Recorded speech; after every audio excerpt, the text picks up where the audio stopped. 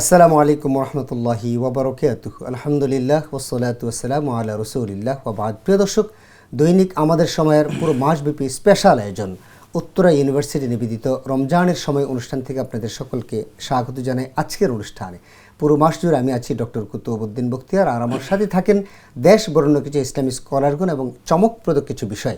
প্রিয় দর্শক, আজকে আমাদের আলোচনার বিষয় হলো রমাদানে প্রশিক্ষণ হয়েছে কি? এটি তো প্রশিক্ষণের মাস।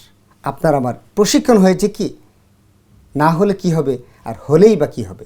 এই বিষয়ে জানার জন্য আমরা স্টুডিওতে আমন্ত্রণ জানিয়েছি ঐতিহ্যবাহী সালামবাগ জামে মসজিদের সম্মানিত খতিব, বিশিষ্ট মিডিয়া ব্যক্তিত্ব, লেখক, গবেষক, মুহাদ্দিস হাফিজ মুফতি ফয়জুল্লাহ। আসসালামু আলাইকুম ওয়া রাহমাতুল্লাহি ওয়া আলাইকুম আসসালাম ওয়া রাহমাতুল্লাহ। শেখ ভালো আছেন? আলহামদুলিল্লাহ মুহতারাম, আপনি ভালো আছেন? আপনাকে রমাদান করিম, রমাদান মোবারক। প্রিয় দর্শক, রমাদানে প্রশিক্ষণ হয়েছে কি?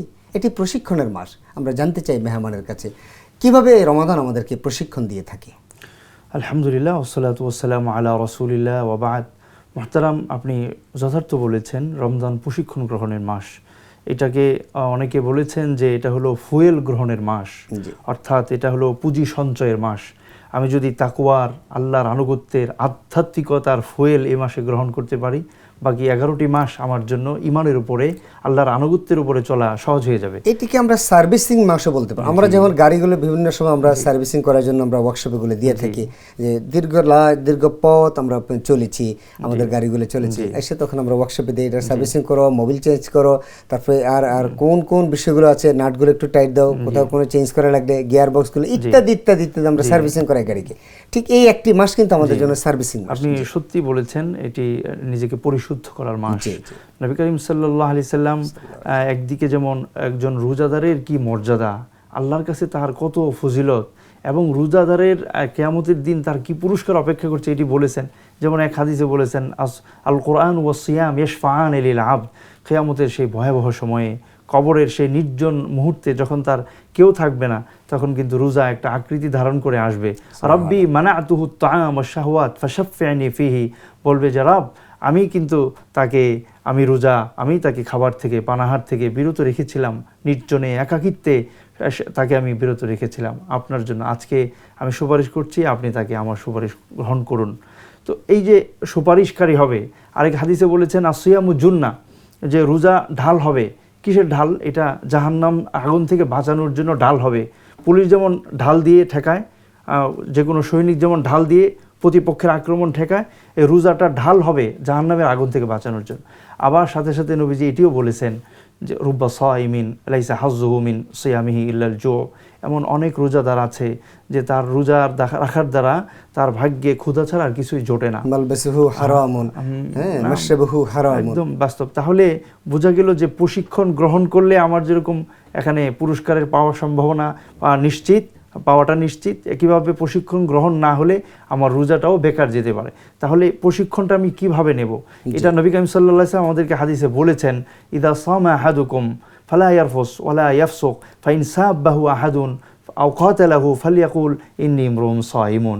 যে তোমাদের কেউ যখন রোজা রাখে, সে যেন অশ্লীল কথা থেকে, অন্যায় কথা থেকে, অনর্থক কথা থেকে নিজের জবানটাকে বিরত রাখে। এমনকি কেউ যদি এসে তার সঙ্গে ঝগড়া করতে চায়, তাকে গালমন্দ করে, সে যেন বলে দেয় আমি একজন রোজাদার। নবী করিম সাল্লাল্লাহু আলাইহি ওয়াসাল্লামের সাহাবী হযরত জাবির রাদিয়াল্লাহু আনহু এই কথাটাকে আরো চমৎকার করে বলেছেন।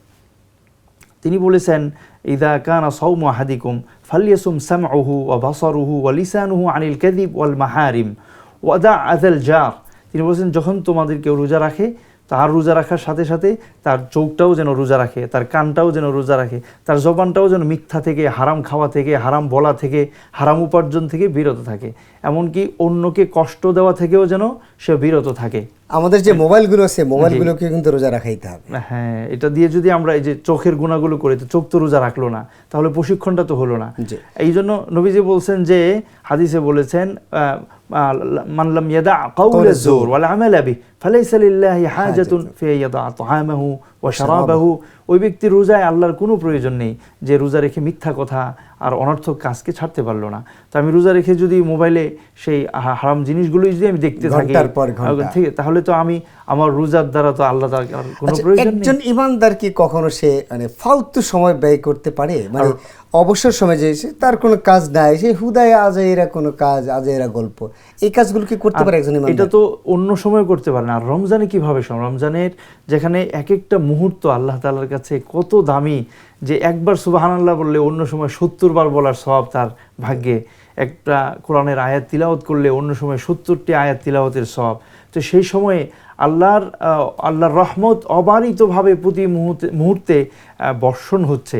ওই সময়ে যদি কেউ নিজেকে এতটা উদাসীন এবং গাফেল করে রাখে, তাহলে এটা তো দুর্ভাগ্যের কথা, দুঃখজনক কথা। প্রশিক্ষণের এই মাসে আমাদের খাবার থেকে বিরত থাকার সাথে সাথে অঙ্গ প্রত্যঙ্গগুলোকে আল্লাহর বিভিন্ন হুকুমের বিষয়গুলো রয়েছে। জি, শেখ জাযাকাল্লাহ আপনাকে।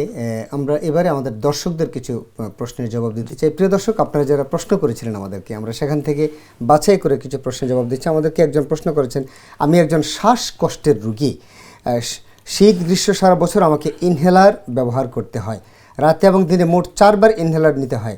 তাই জানতে চাই ইনহেলার নেওয়ার দ্বারা রোজা কোনো ক্ষতি হবে কিনা, আর যদি ক্ষতি হয় তাহলে আমাকে কাজা কাফফারা করতে হবে কিনা? জি মোহতারাম, অত্যন্ত গুরুত্বপূর্ণ একটি আধুনিক রোজার সংক্রান্ত মাসআলা। ইনহেলার ব্যবহার, ইনহেলারের দ্বারা যে গ্যাসটা মুখের ভিতরে নেওয়া হয় এটা খাদ্যনালীতে চলে যায় ডাক্তারদের ভাষ্য অনুসারে। সুতরাং ইনহেলার ব্যবহারের দ্বারা প্রথম কথা হলো রোজা ভেঙে যাবে।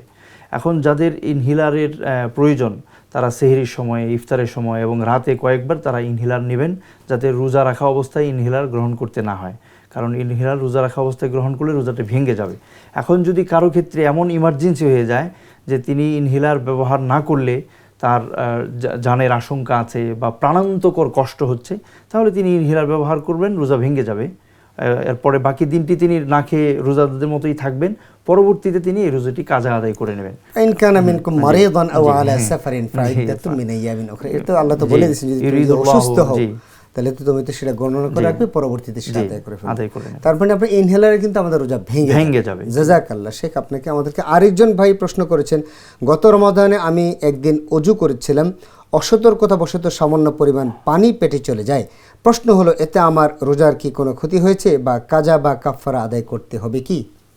মুহতারাম, রোজা রাখা অবস্থায় সর্বোচ্চ সতর্কতা কাম্য। এমনকি ওযু গোসলের সময়ও গড়গড়া না করা, গোসলের সময় গড়গড়া করতে নিষেধ করা হয়েছে, যাতে রোজা রাখা অবস্থায় পানির ঢুক ভেতরে চলে না যায়। এই সতর্কতা অবলম্বন করার পরেও অনিচ্ছাকৃতভাবে যদি 1-2 ফোঁটা ভেতরে চলে যায়, এর দ্বারা রোজা ভাঙবে না। কারণ অনিচ্ছাকৃত খেয়ে ফেললে কিংবা ভুলক্রমে খেয়ে ফেললে এর দ্বারা রোজা ভাঙে না।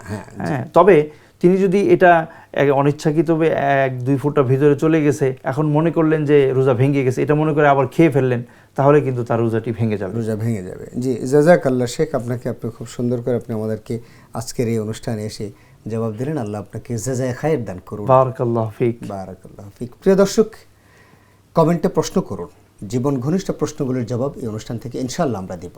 আশা করছি আপনারা এতক্ষণ পর্যন্ত উত্তরা ইউনিভার্সিটির নিবেদিত রমজানের অনুষ্ঠানে ছিলেন, আছেন এবং থাকবেন। আল্লাহ আমাদের সকলকে ভালো রাখুন, সুস্থ রাখুন। দৈনিক আমাদের সময়ের সাথে আমরা যেন আজীবন থাকতে পারি, পুরো বছরব্যাপী থাকতে পারি, এই প্রত্যাশায় শেষ করছি আমাদের আজকের অনুষ্ঠান। আসসালামু আলাইকুম ওয়া রাহমাতুল্লাহি ওয়া বারাকাতুহু।